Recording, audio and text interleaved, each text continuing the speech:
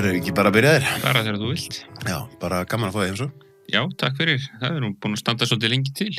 Já, það stóð til í, við kannski byrjum þar, það stóð til í svolítinn tíma. Það frestaðist meðal annars út af veikindum hér. Já, ég... Var það mikil bara það? Já, ég eins og margir lendi því að þurfa að takast á alvarleg veikindi. Já, það eru alvarleg veikindi. Það var bilaði hjartaloka, óseðaloka og stækkaði hjarta og eða það varð hjartaáfall á sama tíma og ég sitt uppi með svona þónungum mikla skerðingu eftir það, eins og gengur. Minni orka þá eða? Já, ég er svona, ég myndi segja svona, hún væri, já, það munar mjög miklu. En ég er samt alveg starfandi og vinn mína dagvinnu og get sinnt mínu og það er bara þakkarvert. Hvernig er það þannig að því nú ætla ég að gefa mér í þínu störfum, þá hafuru bæði, eða ég veit að þú hefur aðstúðað aðra við að tilengja sér æðruleysi og væntanlega er það þér hugleikið. Hvernig er það þegar maður fer í gegnum eitthvað svona sjálfur að eitt er að vita besta leiðin til þess að takast á við hluti síðan notast við æðruleysi en annað er síðan að lifa það? Já, sko, þetta er náttúrulega svona kjarnaefni sem er komin strax inn á við okkur. Við erum ekki að tvínuna við þetta en í sammenningu, það er bara gaman, eða ekki? Já, sko, þetta er náttúrulega rosa stórt orð og það má ekki nota þetta orð ógætilega. Og þú segir aldrei við manneskju þegar þú þarft að tileinka æðruleysi. Nei. Af því að þessi samfylgdu fólk í og okkur sjálf bara í kræfandi aðstæðum, ég vissum þú þekkir það bara sjálfur, menn öll að glíma við þetta orð, sko, að þetta er ferðalag og það er mikilvægt að maður kannski stýri þeirri ferð sjálfur og fái aðstofið að svona ná þeim niðurstöðum sjálfur og ég svo sem skil alveg, svo er ákveðið fólk sem kannski nærði ekki og það er ekki sagt með neinum dóm, ég meina, og svo getur fólk tekið sér mjög langan tíma til að komast þangað, en það er voru æskileg niðurstaða. Og æðruleysi þýðir það náttúrulega, ég veit ekki hvort þú sért sammála mér og það er bara gaman að hugsa það saman, sko, það þýðir að ég held að maður sleppi svolítið tökunum. Ég held að æðruleysi þýðir líka það að maður einhvern veginn svona sætti sig við þá nýju manneskju sem maður er orðin, kannski, þar nýju aðstæður.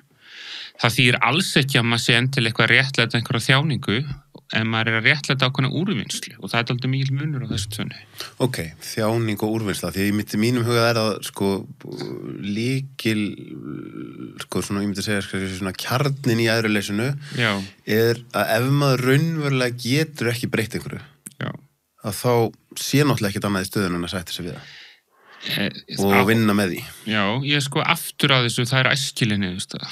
En ég held samt að mörg okkar lendum oft á þeim stað og ég hef prófað og kannski þú líka að maður slæst svolítið við niðurstöðu hlutan áður þeir setjast hjá manni. Já, ég meina, það er bara hlutaði að vera manneskja. Ég held að fæstir sem verða fyrir einhverju alvarlegu áfalli eða lendi í einhverju sem er svona á yfirborðinu mjög óæskilegt í fyrstu, hoppi bara beint inn í æðruleysi. Já, alveg sammála. Þetta yfirleitt ertu náttúrulega að streða og ströggla og jafnvel harkalega og illa og mikið áður en þú finnur einhvers konar æðruleysi og svo jafnvel ertu að hoppa fram og tilbaka. Ég er sammála öllu sem þú segir. Mér finnst þetta góð lýsing hjá þau, sko. Ég hef svona stundum dreigið upp þá mynd, sko, að leyfum okkur að segja að þjáningin eða áfallið sé, sko, fjall sem er fyrir framan okkur. Og þá svona kemur upp kannski svona sé löngun hjá okkur, sem mannlega löngun að færa fjallið til vinstri, sko, til að lappa fram hjá því. Og maður svona streða við það aðeins.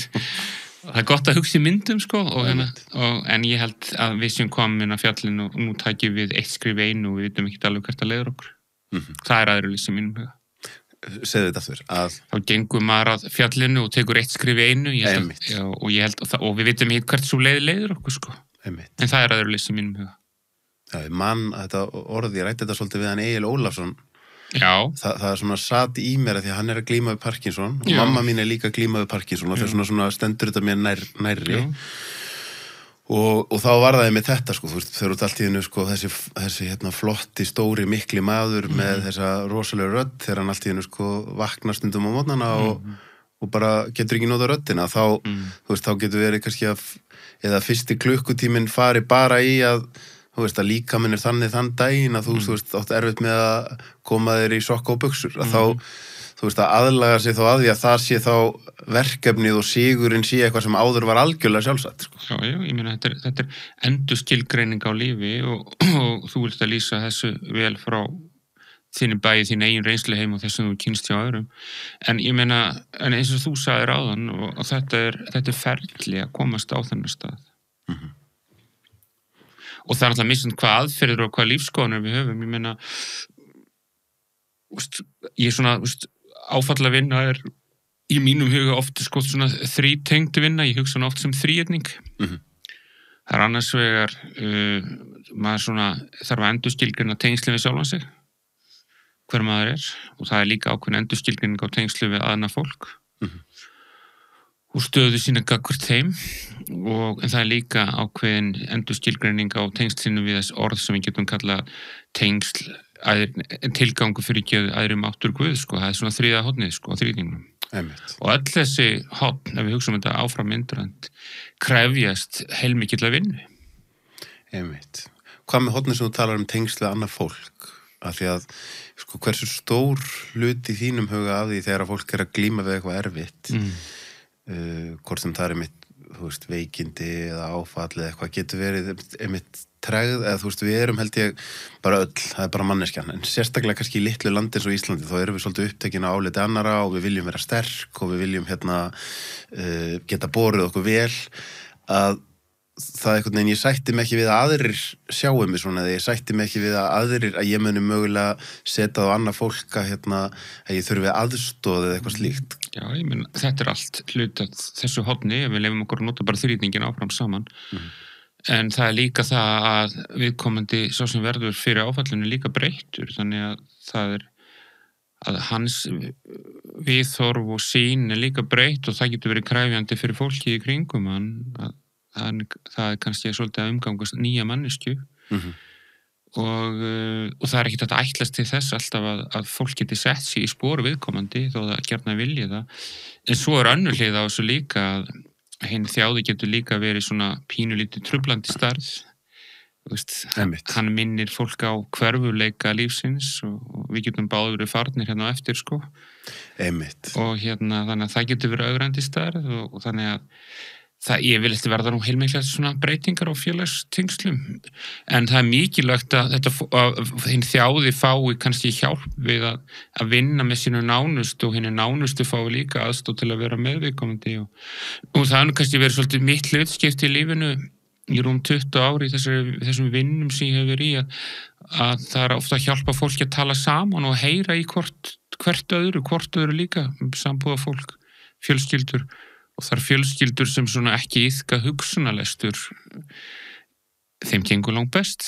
Og mér er oft sagt svona í gríni að hluta mínu vinnulífi hafi verið að hjálpa fólki að einhvern veginn að hugsa uppátt, sko, en ekki í að skildi hann vera gangi gegnum þetta eða skildi hún eða hann vera að meina þetta, skilur, og þá fyrir svo mikil orka í þetta. Þetta er frábær punktur, því fáránlega einfalt og þetta hljómar á yfirborðinu. Þú veist, að við lesum ekki hugsanir og við þurfum að tjá okkur. Að þá held ég að, þú veist, á einhvern hátt síðan við samt öll að glíma við að okkur finnst að aðrir eigi að skilja okkur án þess að við séum að tjá okkur. Algjörlega. Þetta er svo merkilegt að við getum ekki bara fatta að annað fólk er ekki að lesa hugsanir okkar. Ég meina, ég held til dæmis að þessi galdur í þessu samtali sem við erum að eiga hérna sem bræður, að við erum svona að reyna að nálgast hvern annan stöðugt í spurningum, skilur. Einmitt. Hvernig mig gruna alveg að við myndum fara frekar hratt í onni djúpulaugina. Akkur heldur það? Ég veit ekki, af því að það er eitthvað, þegar þú segir störfin sem þú hefur unnið í gegnum tíðina og síðan hefur það einhvern veginn æxlast þannig að ég hef haft tilhneigingu til þess að svona fara frekar djúpt með fólki ef að það er tilbúið til þess. Ekki bara gaman? Það er mjög gaman, en stundum það er svona gaman, stundum hugsa ég með mér það er nú líka gaman að vera bara í fíblagangi og gleyma sér og allt þetta. Þetta er ekki andstæðusamt, sko. Nákvæmlega, ég ætlaði að segja áður en viðtalið byrjaði, þá man ég ekki hvað vorum við að tala um. Ég sagði hvað var það aftur ég sagði, að fólk það væri erfitt fyrir fólk að vera eðlilegt, var það ekki? Já, við vorum eitthvað hlæja og gera grína á okkur. Ég voru ekki að gera grína á okkur sjálfum. Við vorum að gera grína á okkur sjálfum. Og út úr því kom að það væri erfitt fyrir fólk að vera eðlilegt. Og þá hugsa ég, þú veist, maður hugsa eins og núna, þú veist, nú er... Ekki illa meint, sko. Nei. Við vorum að gera grína á okkur. Já, algjörlega. En nú erum við að taka þetta viðtal á, sko, þú veist, tíma þar sem einmitt bara, þú veist, þetta er áskorun á Íslandi, hérna, veðrið og myrkrið og jafnvel meiri áskorun, kannski er það ímyndinni mér, jafnvel meiri áskorun 2024 heldur en það var 1980 að því nú erum við orðin vöndið að við getum verið í útlöndum og við erum komið með samanburði gegnum samfélagsmiðla og allt þetta, að þá hugsa maður samt sko, svo út á við virkar samt allt svo fullkomið hjá öllum og það er svo frábært hjá öllum að því það er allir að varpa upp bestu myndina sér og þá hugsa maður sko, við vitum ekkert hvað er í gangi hjá öðru fólki. Nei, og það er svo gott að tala um þetta á þess að setja okkur í einhverja flokka því ég held að við föllum öll inn í þessa grefju sko og höfum öll prófað þetta, ég meina, já, við erum ofta að gefa upp mynd sem er kannski ekki endilega í samræmi við hvernig okkur líður og það má alveg velta því fyrir sig hvort að við séum stundum að gefa upp mynd, við tölum fyrir samfélagsmiðla hvort við séum stundum að bara gefa akkurat þá mynd sem er ekki í raunveruleikin, sko. Ég er alls ekki að tala illa um það, alls ekki, minnst þetta bara fólk, við erum bara öll áhugaverð, sko. Og það er náttúrulega hugtak sem ég hefur daldið svona unnið með, það er þetta blessaða ego sem geymir, að ég veit að höfum báðir áhuga á hugleiðslu og ég meina þar gengur, sú iðkun gengur út að losa þau tök og og sem er eiginlega að glíma og við losnum aldrei við þau tök en við lærum að lifa með því.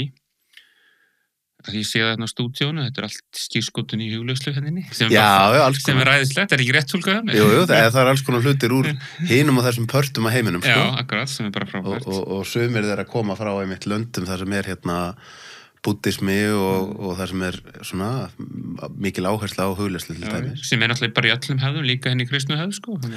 Algjörlega, og það er einmitt eitthvað sem ég langaði að ræða við eftir, sko. Bara kristnina og hvernig hún er allt í einu svona komið inn í mitt líf á óvæntan hátt, svona í seinni tíð, sko.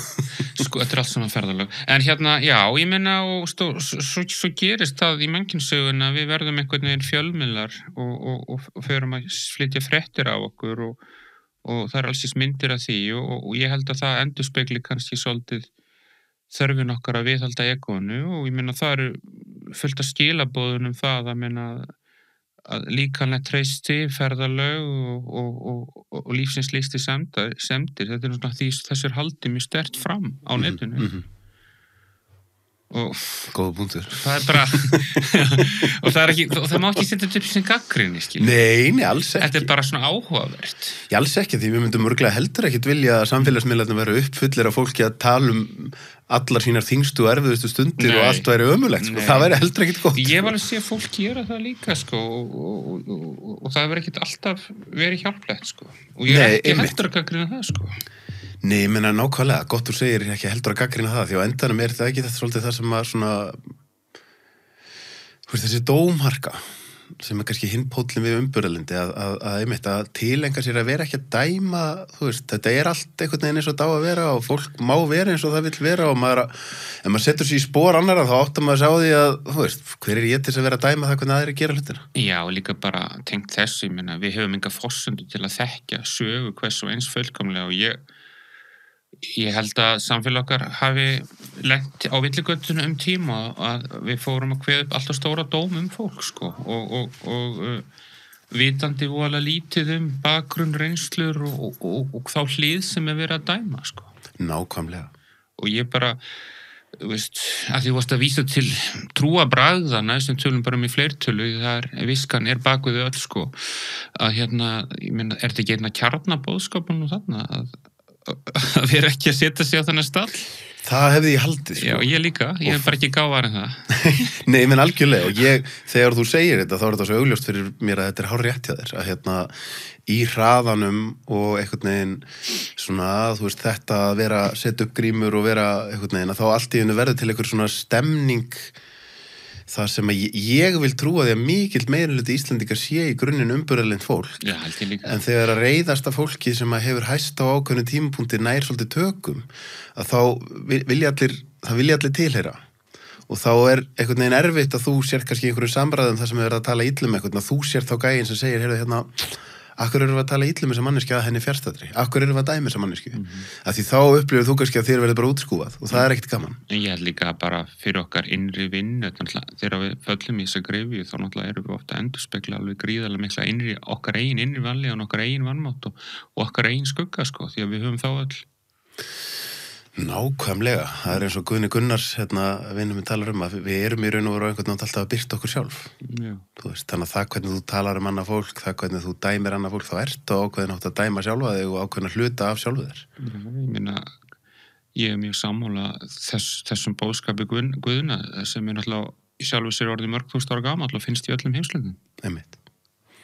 Hvað mér langar aðeins að koma þess að tala áðan með að sko sá þjáði geti verið, því man ekki hvort þú notaður orðið óþægilegur eða þú veist að maður upplifir þetta stundur sjálfur, ef maður er á miklu hraða og það bara gengur allt vel og það allt einhvern en maður pínu að flýja sjálfa sig eða hreinlega mikið að flýja sjálfa sig að þá getur verið óþægilegt að mæta einhverjum sem setur maður beint í að fara í að minna mann á hverfuleika lífsins, að minna mann á að þú veist að það ekki bara happy go lucky alltaf hjá öllum að mér finnst persónulega eftirsóknarvert að vera á þeim stað að maður geti mætt fólki hvar sem það að maður geti verið eitthvað staðar í partíi þar sem allir að gleyma sér og það bara fíflagangur að leita en á sama tíma getur maður líka mætt einhverjum sem að glíma við erfiðleika og það triggerir mann sjálfan ekki þannig að mann finnst það óþægilegt. Já, ég meina það náttúrulega ákveðin kjörstað þá held ég að maður hvíli vel í sér.